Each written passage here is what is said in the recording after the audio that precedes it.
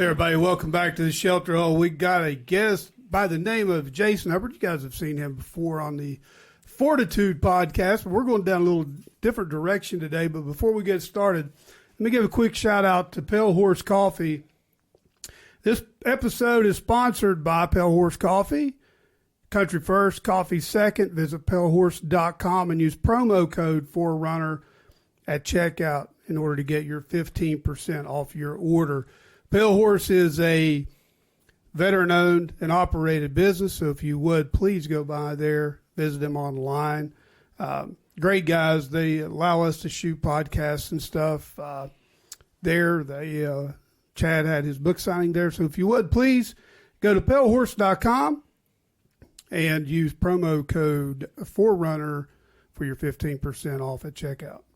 Also, the man himself who's sitting here, I want to give a quick shout out to Jason and the Cremoso Cheesecake Truck or Company, and thank him for his involvement with us and what he does to help us. I mean, he does a lot to he does a lot to help us. You know, me and what nobody sees and advising and talking. We're all the time running him down at different locations and grabbing cheesecake. Chad was able to visit Jason actually in your kitchen not too long ago. He drove all the way over there to pick up your cheesecakes. I'm telling you, people, if y'all have not checked out Cremoso Cheesecake Company on Facebook, Instagram, go there, like it, and they keep you updated on where they're going to be each month. They have different, and he has specialties each week. You have a running that runs each week that pretty much stays constant, and then you have other seasonals or whatever that run in and out. So I do appreciate that. Also, a big shout out to Chad and Nigel for being here today to help us with this recording. Chad is the owner of Forerunner Production. He developed it, thought it up, and put it into action. This episode is produced, mixed, and mastered by Forerunner Productions. For more great content, search Forerunner Productions on YouTube or wherever you get your podcasts, and become a supporter by visiting forerunnerproductions.com.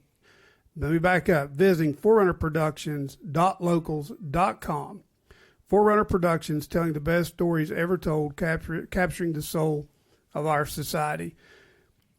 Also, we've got some help that's coming along the way. Couldn't be here today. I'm going to keep that secret until we actually get him out here and get him started. But we're very excited about having some help come on board. And also, I want to give a quick shout out to Chase Sizemore. Chase does all of our video editing, mixing, that sort of thing. And we send him some stuff sometimes that I don't know how he's able to pull out what he does. But Chase, we just want to give you a quick shout out, buddy. You're behind the scenes. You're hardly ever on the camera. Just want to give you a big thank you, and we really appreciate what you do. Jason, welcome, baby. Thanks for having me today. Man, it's been forever since I've been back in the shelter hole. By the way, before we get started, I just want to give everybody a quick update. This was Chad's side of the studio. Fortitude is actually that way on the other side of this room. But what I found out, because I actually started the shelter hole while I was off with my knee surgery, and it was cool. What I failed to realize, man, is it is hard to cool a 3-car garage with one of them little air conditioner things like you've got in your truck. I'm like, man, so I wasn't able to shoot. And then it gets so cold out there that you really don't want to be there either. I mean, I've got heaters. I was able to make that work. We hung curtain up. But anyway, we're in a development stage. This is just kind of temporary till I can get everything set up. But you are now, Jason's the first. You were the first in Fortitude. Now you're the first in the new shelter hole, man. Welcome. Thank you. Thanks for having me. Hey, so the reason why I had Jason come back in his Fortitude episode, we basically stayed focused on the Cremoso cheesecake, your truck, your experience, the business side of things. But Chad and I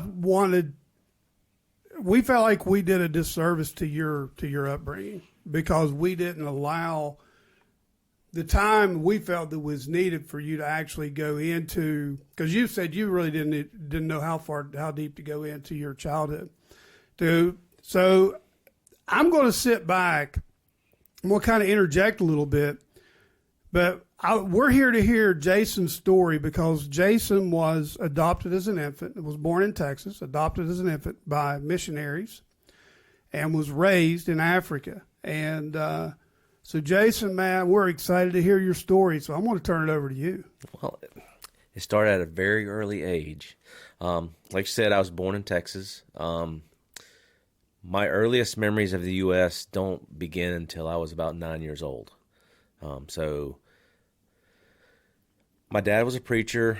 So when I was born, when I was adopted, he was preaching in a little church in Sour Lake, Texas. I don't remember that growing up at all. I only remember it later on when we had come back to the U.S. and visited down there. 4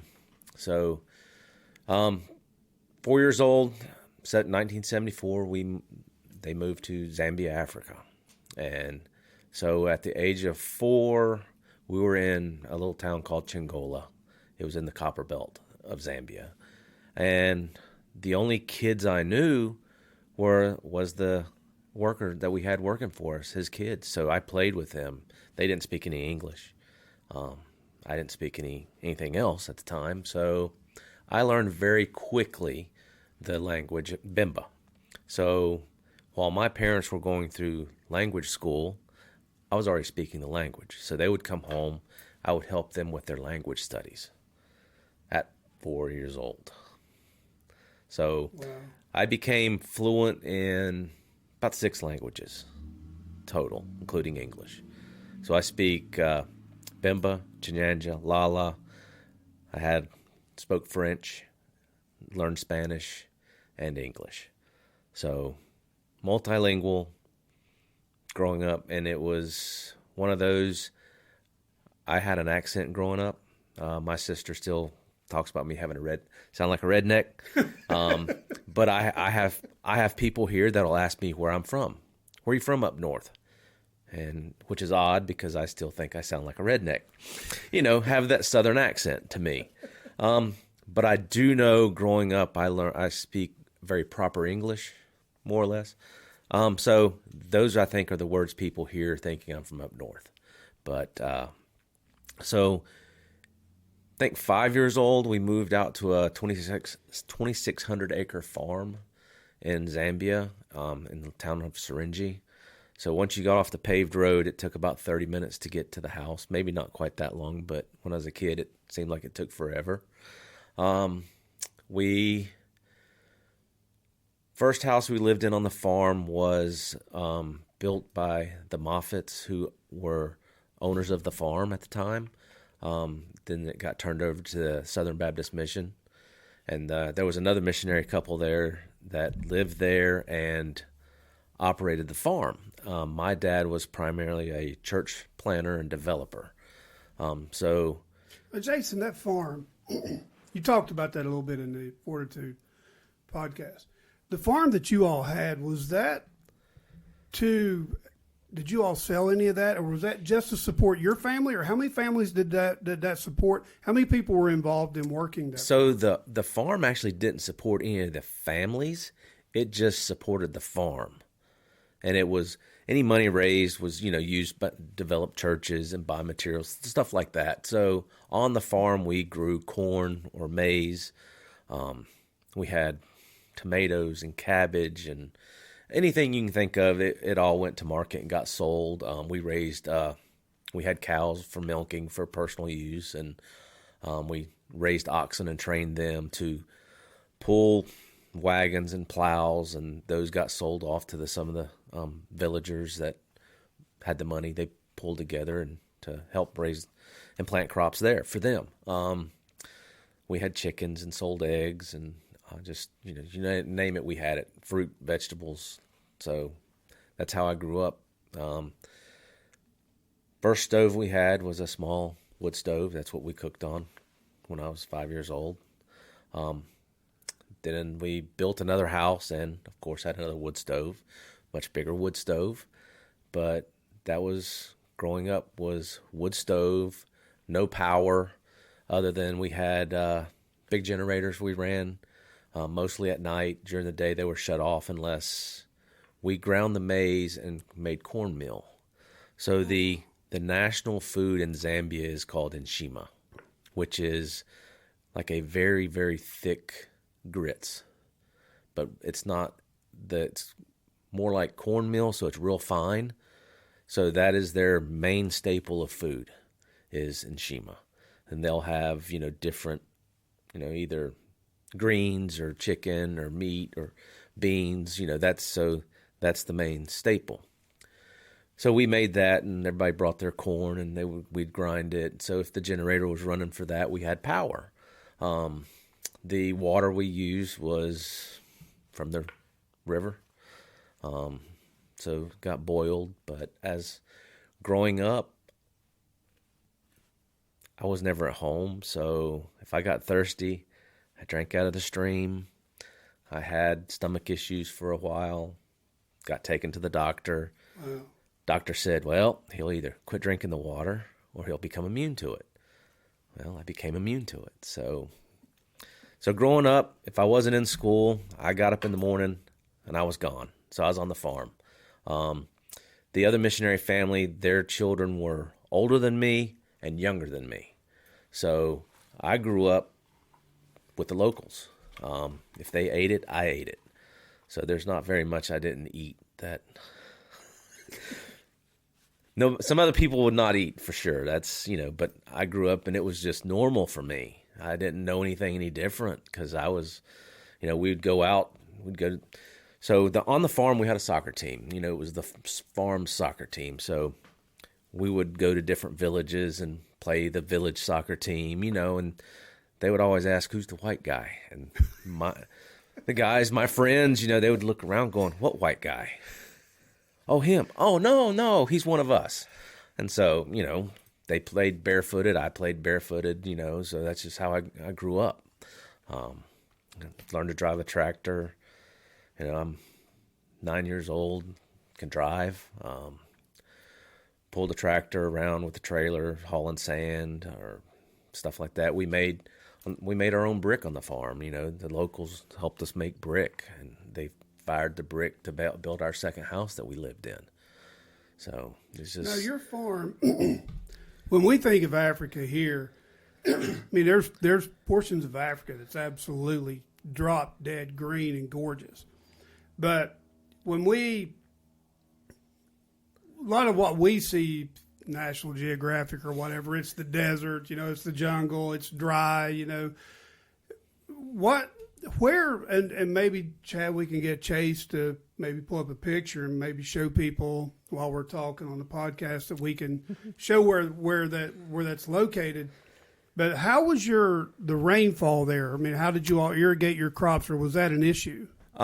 Irrigation wasn't really an issue. So Zambia is south central part of Africa. Used to be Northern Rhodesia. Then it gained its independence and became Zambia. So most of the irrigation we used came from the river. We had a irrigation ditch dug, and that's where the water that we drank came from. Really? Yeah. So that's why you were having trouble with the water. Yeah. When you first got there, then. So. Well, he'll stop drinking it, or he'll get immune to it. So when you're in the middle of nowhere and you're thirsty, you got to have a drink. So. Well, that's like today. Whenever I was a kid growing up, we always drank out of the water hose. You hear it today, don't drink out of the water hose, you'll get a disease and die. I'm like, well, yeah. I survived. So, but, so 2,600 acre farm, I gone all day playing. We had so the workers that worked we had I want to say it was like a truck rim or something. That was the starting whistle and the get off whistle, so the sound carried for a long way. So when they got off work, it was the gong, and everybody knew it's time to go home. So kind of knew that was when I needed to head home too. So if I was out playing, I could hear it. Sometimes didn't hear it. Mom used to have like a referee's whistle, and she'd blow it a couple times, but they never had to worry about me because I ate what everybody else ate. I drank what they drank, and so they didn't have to worry about me. When you say you ate what they ate, I mean, what differently? Give us an example of what maybe So, that might have been. You know, around here in North Carolina, everybody puts out the rings around the trees to keep the caterpillars from getting up in the tree. And usually those are the green ones you see with. So I eat those or ate those. So in Zambia, we have flying ants. It's similar to what we consider here a termite, a little bit bigger, but instead of eating wood, they are in the dirt. And so there's a flying ants, kind of like an army ant size. I eat those. That's interesting. Baby bees in the honeycomb, the larva. Yeah. I've eaten that. But you didn't know any different because you were raised there amongst all that. So you didn't know any different. It was just normal to you. For me, it was normal. You know, I mean, it really and truly was normal. You know, I would bring home, hey, Mom, can you cook this for me? And she's like, I don't know how. Why not? You know, so that was growing up normal. You know, so coming to the U.S., like we'd come home and there was a vending machine. You could get a Coke out of a vending machine. It was like, huh? What is this? You know, it was so. Those were shocking things, you know, to come back to the U.S. You know, every couple of years. You know, we'd come back about every 4 years. So a lot changed in the U.S. There, things stayed the same. So, like I said, the first house we were in had an outhouse built in it. You know, well, not in it, but out back was an outhouse. That was, seeing outhouses was normal. No running, we had running water, but nobody else did, you know, so that was normal to see that. Growing up with a freezer full of food, frozen, so that was normal, you know. Coming here and you just go to the grocery store and buy it, you know. So my mother made everything from scratch. So that was normal for me. So to have her come back here and she's not used to even self-rising flour, that was new for her, you know. So when they retired, me being here cooking, so I've learned, hey, you don't have to go buy that. You can buy this, and it saves you some time. But so I have a question for you. So you had an adjustment to the water over there. Now, and you just sat there and said you all make everything. You butchered your own beef. You grew your own vegetables. So when you all would come back to the States periodically, McDonald's, Burger King, Highway 55, whoever, and all these processed foods, did your all system have trouble with that when you come here, or was it not really a big deal? I don't remember. I don't think it was ever a big deal. I remember. I liked chicken McNuggets. That was when chicken McNuggets first came out, and I loved them. So we had to eat chicken McNuggets, and donuts was a big deal. That was our one of our Saturday morning deals was go get donuts for breakfast. So what did you all do for dessert over there? Was it, or did you really know dessert over there? Was it a big thing, or was it common or uncommon? Dessert was more of a special time, you know, specialty thing. It wasn't an everyday thing. Mom made brownies and cake and things like that, but we made homemade ice cream, and that was a hand crank ice cream. And I remember sitting on the churn so it'd hold it down so it could get it thick, you know. I mean, it was things like that. So, you know, like I said, we had our heat for water. We had a Rhodesian. It was called a Rhodesian boiler, and it was made with 55-gallon drums. So I mean, I don't know who knew how to do that, but I remember that. And over time, I remember we had a leak.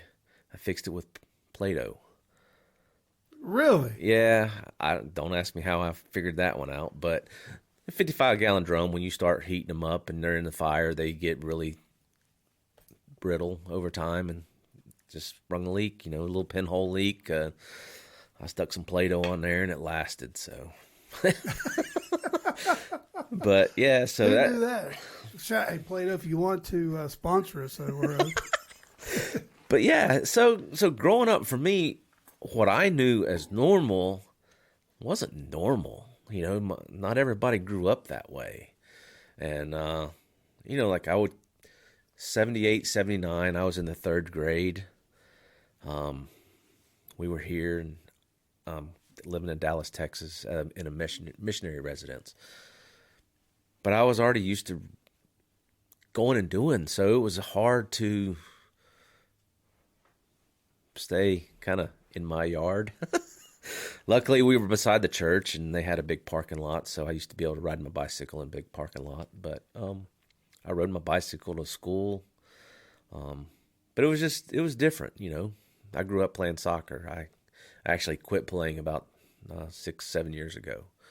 Just food truck business took off, and so I quit playing soccer. But soccer has been the sport that I know and have played since I was 4 years old. You know, 5 years old, we played soccer. So 3 sticks made a soccer goal. So now the kids that you played, because you were homeschooled over there, right?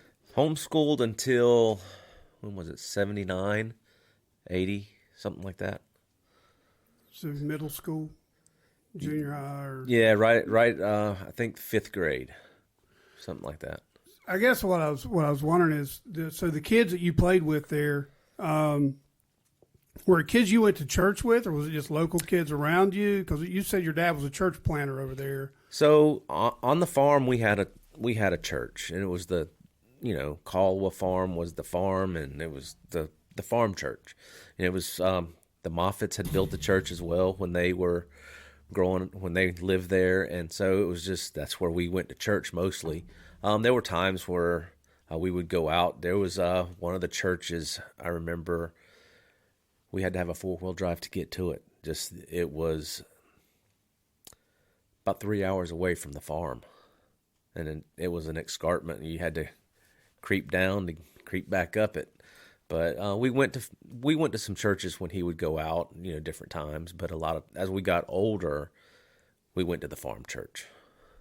That's pretty cool. So some of the locals around the area, my friends, you know, in particular, we, you know, I sang in the choir in the church as a little kid. So did you? I mean, the culture over there. How did you? I mean, is it just something that you learned through the kids that you hung out with? Was it their parents when you'd go to their house? Or, I mean, when you came back to the States, because it's two probably totally opposite cultures, you know, how did you react to that? I mean, was there struggles in adapting or from one to the other? So even to this day, there's things that I have to think about with the culture. So growing up there, you know, so I'm a missionary kid. Parents are American. So I was the American, but then I leave the house. I became the Zambian. And so eventually those for me, merged together. And as a missionary kid, diplomat kids, military kids, a lot of times when you're stationed in another culture, and you're from another culture, you tend to form the third culture. And there's a community called third culture kids. And so it's just one of those. You take the culture you're born in, you take the culture you're raised in, and then you make it your culture, which blends the two together. And so there you become a third culture kid. Wow. Yeah, Richie was that for a little while. I just find it very fascinating, because I know when we left here and went to Scotland, it was like going back in time 25 years. It was just totally, I mean, it was slow, laid back. And I told my dad, I said, you need to come over here just so you can go back in time. It's like a time warp. And we loved it. I mean, it was just different, and to be able to go and live in another culture in another country and to adapt to that and see how that operates was eye-opening. It's one thing to visit, like on vacation. you can go to the beach, you can go to Florida, you can go to Wyoming, California, wherever.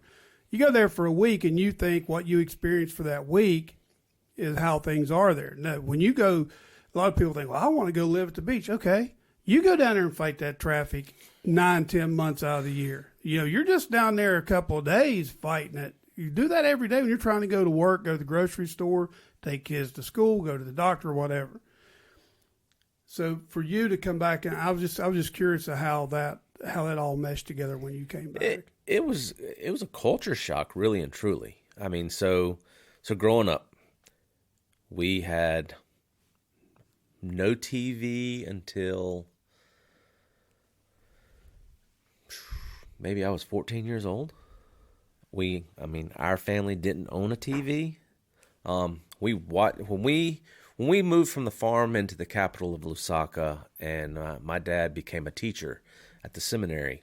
One of the neighbors had a TV, one of the other missionary families, so they had a TV. TV came on at 5 o'clock in the afternoon and went off at 11. There was one channel.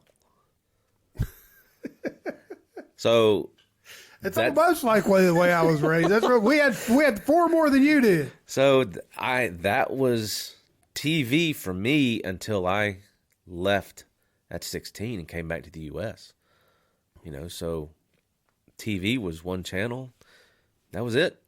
So there used to be cartoons come on in the afternoon. In the evenings, there might be an American TV show, The A-Team or something like that, but maybe 1 or 2 shows.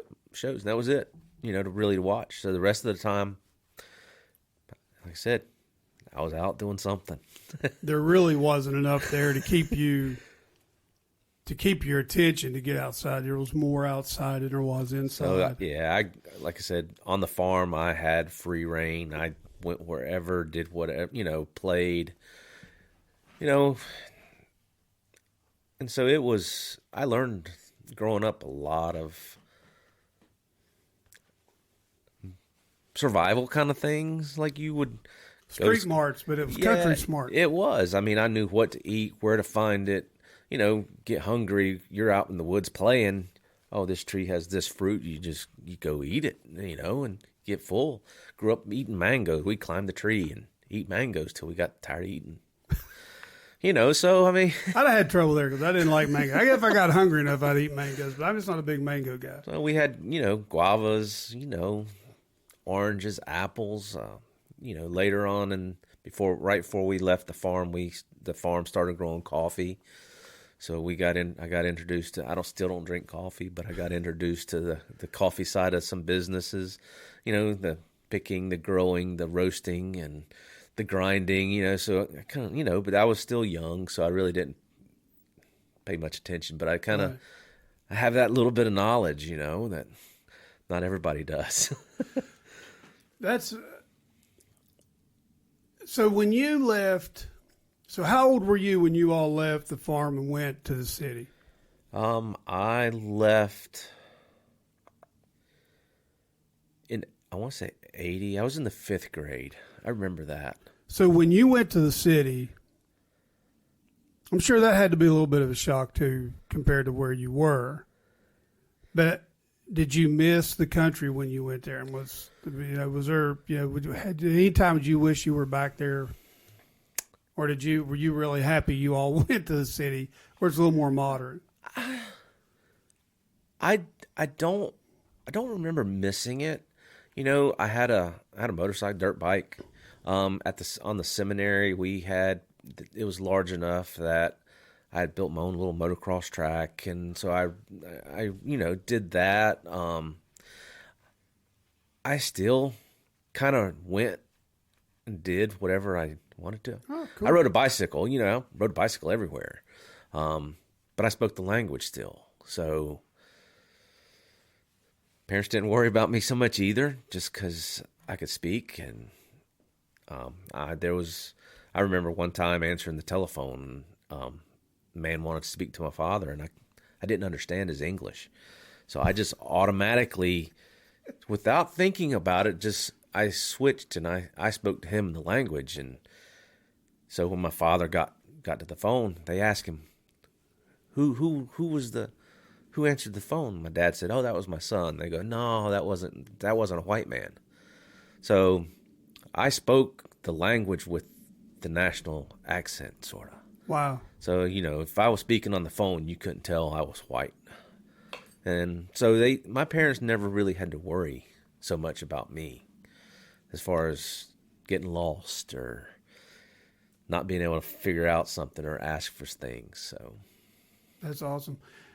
So when you were in the country, were there animals that you all had to be careful about? I mean, were there things that attacked your herd, or how did all that play together? So we've had lions come across the farm. We actually had a hippo come down the river, get into the corn crop. But as far as the wildlife getting, not so much. I mean, snakes obviously everywhere. It's much like here in the U.S. You live in the mountains, you might see a black bear, but it's not an everyday occurrence. Right. They kind of tend to stay away from modern stuff. So they're just like anything else. They're as afraid of us in a way as we are then, and they'd rather avoid any confrontation. I mean, if you corner somebody, if they've got babes, cubs or whatever, yeah. Were hyenas or coyotes or anything like that a problem to your herd over there? No coyotes. Most of the wildlife in Zambia and much of Africa is, so we have game reserves, kind of much like the national parks in the U.S. So they're kind of protected areas. And so most of the animals tend to congregate there, but they're still wild. It's wildlife. Right. So they kind of go wherever, But I don't ever remember anything getting any of the animals on the farm. What about snakes? I know cobras were big over there at that time, are still big. I mean, that's one of the most every snake in Africa is poisonous. So if you saw a snake, you killed it. You didn't. It's not like a black snake. Okay, you're a good guy. I'm gonna let you. Yeah. Go. So most every snake is a poisonous snake. So you killed them when you saw them. So that's awesome. So when you so how long did you all live there in the city? Let me. I want to back up a little bit. So how old were your mom and dad, your adopted mom and dad, or I'm going to call them your mom and dad? How old were they when they adopted you, and how long had they been on the mission field? So they did not go into the mission field until 1974. At that time, I was 4 years old. Oh, so they were actually living in Texas whenever they adopted you. Yes. And my dad preached, went to seminary. At one point, he was a bookmobile operator. Cool. That's awesome. I remember those from when I was a kid. But so in 1974, they went to the missionary field. Don't ask me how old they are. I'm terrible with ages. No. I didn't know if they were really young. No, they were. So my dad's fixing to turn 80. So they were in their, I would say late 20s, early 30s. When I was adopted. So when did your sister come on the scene? So my sister is 4 years younger than me, or right at it. So just before we went to the missionary field, she was adopted. So, no, was she an infant as well when she was adopted? I have one memory, and I remember being at the hospital, waiting for them to give her to us, and I was peeking through the door, and that's the one memory I have, and and then it was off to Africa, kind of, and that's where my memories picked back up. So it's just one of those little memories, glimpses that I can remember. So the farm that you all lived on, how far was it away from the city, or the clearest, the closest, what we would call normal civilization, or? So the closest town was closest town, about an hour from the farm. And it consisted of really and truly the corner food line with a little strip mall could serve as the town. And you're not getting on 485 and driving there either. No. So, and that's one of the things I remember, growing up in Africa is, there was one road. One road went west, one road went north, one road went south. So there was no going from the farm to the southern province through the country. You basically had to drive all the way into the capital and then take the road that went south. So, and it wasn't just vehicles on the road either, right? I mean, you could have had people walking, cars, bikes, motorcycles. I mean, horses. I mean, not so much. That was one of the things. The horses were not so much people used, other than more of the expectorates. They had horses, so not a lot of locals had horses. So it's not, like you'd go in the Amish country and see the Amish and buggies, going around. It was more, if they had any animals, it was cows. Wow. So. So when did you, so you were in the cities there in Africa. So how long were you all there before you came back to the States? So I actually left in 1986. My parents continued to be missionaries, and they stayed there until probably, it's been about 15 years ago now that they actually retired. So I came back to the U.S. and so I was going to the International School of Lusaka. So we called it ISL for short. And most of the missionary kids had gone there, but it was an English system. Getting teachers at the time when I left got very hard. So the quality of teachers and the education was declining rapidly. And so that was one of the reasons I left. The year before, I had chose to stay at ISL instead of going to the boarding school that all the missionary kids had been going to, which was RVA, which was in Kenya, a Rift Valley Academy. So then the next year, when I needed to go there wasn't a place for me. So they were full. So I ended up coming to the U.S., and I went to Fork Union Military Academy in Fork Union, Virginia. Don't blink, you might miss it. But it was, we had visited there. Their main thing was, it was a one-subject system. And so one subject for 6 weeks, and then you were done with math, and then you moved on to English. So it helped you get the grades you needed, but it was also hard to retain the knowledge, because this year might be the very beginning of the year you take math. The next year it might be at the very end of the year, so you had a full year to forget everything. Yeah, I'd be done, man. But so it was good. I mean, I still fold clothes the same way, Oh, I do too, from boot camp. It gets in there and it stays there, so, but, growing up, it's different, for me. Not normal. Happened to one of the missionary kids. So South Africa was much like the U.S., and so we used to travel there, buy vehicles there, transport them back. Met a missionary kid, missionary family there. He just happened to have the same birthday as me, same age. Both of us ended up at Fork Union Military Academy. Didn't know either one was going to be there. We just happened to pass each other on campus one day. Talk about a shock. Whoa, what are you doing here? Yeah. But while I was there, for me growing up like I did, not knowing anybody in Virginia, I had the permission, I should say, not the ability, but I could go home with whoever I wanted to. So one of my friends, he's a truck driver today, Joe Baker, and his family, they're African American. But I went home with him, and we went to church one Sunday, and his mom, apologized to me after church. I'm thinking, why? And she said, I'm sorry. I hope you weren't uncomfortable being there. What do you mean? Well, you were the only white guy.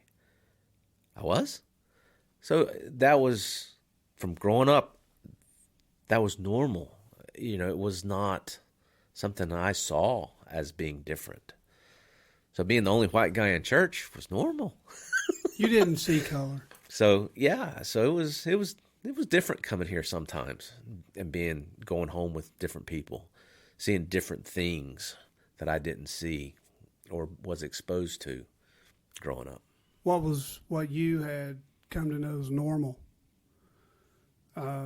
wasn't normal anymore. Yes, very. It was a lot of different things.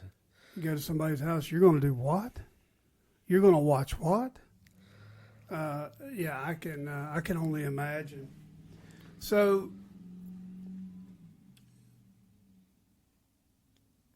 you speak 5 different languages? Now it's less than that. So, did you learn that on the mission field when you were in college or when you were in military school? No.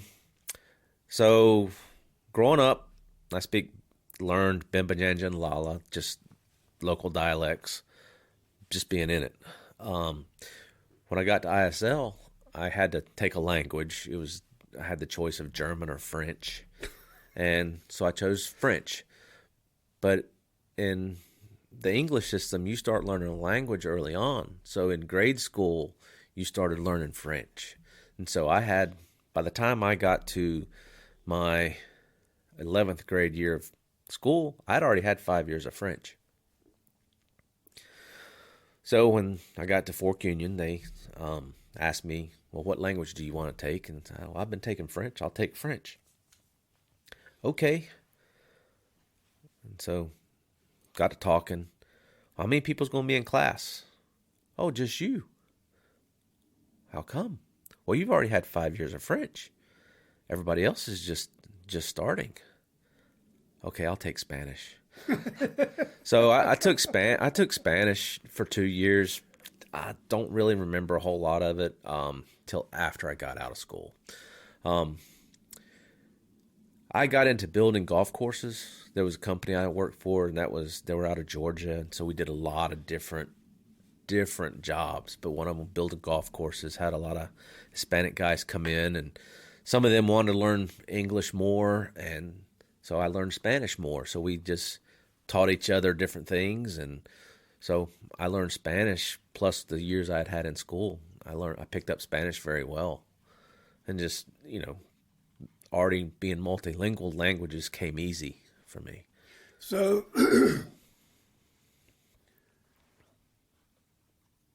when you were now, did you go to college? I did. You took some briefly, college. yeah. Now, during all this time, you're still playing soccer, correct? Correct. And so you traveled. Was it like a semi-pro team, or? So this was it was a club level soccer team. We played. We traveled all over the country playing, but this was in Texas at the time. So, the college I chose when I was at Fork Union didn't have a soccer team. It had a basketball team, so I actually had a walk-on scholarship playing basketball. So I actually played basketball with the team for a while, but still tried to play soccer. And got to traveling. Never liked school, so I ended up dropping out of college. I actually had Gardner Webb offered, scholarship. Had Wake Forest had offered me a scholarship, but for whatever reason, I went to Texas. Don't know why. I went to Texas, Beaumont, Texas, Lamar University, but briefly. So, but I, played soccer, played football in high school some, played in the 7th grade. I was good at it, but just didn't grow up with it, so it wasn't my first love sport. Soccer was, so I chose soccer. So when you left the military academy, pick up air and take off. So left 18 years old, just so happened, graduated. My parents were due for furlough, so they came 1998. They came back to the U.S. We settled in Beaumont, Texas, a little town actually in Silsbee, just outside of Beaumont. That's where the one college I applied to was in Beaumont, so that's where we chose to live that year. Kind of got away from college, playing soccer, traveling. During military school, I had gone home with another missionary family, gone to their house. Their son had been riding a girl as for a church something to do with church and GAs. And I got her address. I started writing her during military school just to have something to do and read. And so, long story short, how I got to North Carolina, she ended up getting pregnant. And so I moved to North Carolina. My parents actually went back to Zambia, and I moved to North Carolina. So you've been here ever since. Been here ever since. So where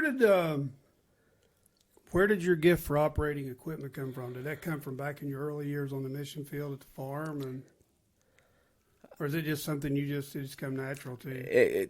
It's really come natural, I guess. I do a lot of art. I used to do a lot of art, I should say. So I have a lot of hand-eye coordination. So picking up equipment, just like driving for me, I'll figure it out and I can do it. So from an early age, I was driving, operating a tractor, plowing, bush hogging,